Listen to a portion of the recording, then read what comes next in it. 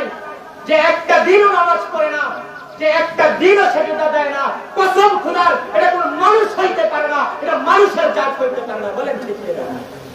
এটা আমার কথা না, এটা আল্লাহ রাব্বুল আলামিনের কথা। সূরাতুল আরাফের মধ্যে আছে, ফাআতবাহু শাইতান।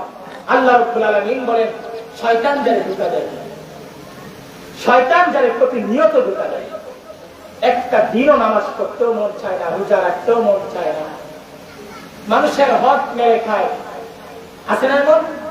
ব্যবসায়, ওজনে, সব জায়গায় মিথ্যা কথা বলে কম দেয়, সব জায়গার মধ্যে শয়তান তারে ধোঁকা দেয়। আখলাদা ইলাল আরদ। আল্লাহ রাব্বুল আলামিন বলেন এই দুনিয়াটাকে যে চিরস্থায়ী মনে করে ফেলছে। এখন আপনাদেরকে যদি জিজ্ঞেস করা হয়, যারা উপস্থিত বড় কষ্ট নেবেন না, আপনাদেরকে যদি জিজ্ঞেস করা হয় আজকে সারাদিনে আপনি যে মারা যাবেন, আপনার যে আখিরাত আছে আপনি কয়বার মনে করছেন? তো হাত তুলে বলতে পারবো যে হ্যাঁ আপনি একবার মনে করছেন, বলতে পারবো, বেশি সবাই বলতে পারবো না।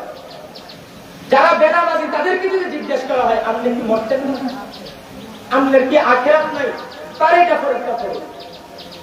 তাইলে যারা বেনামাজি তারা কি করে? তারা এই দুনিয়াকে চিরস্থায়ী মনে করে। আল্লাহ রাব্বুল আলামিন বলেন ওয়াত্তাবাউ হাওয়াহু, নিজের ইচ্ছা মতো যে চলে।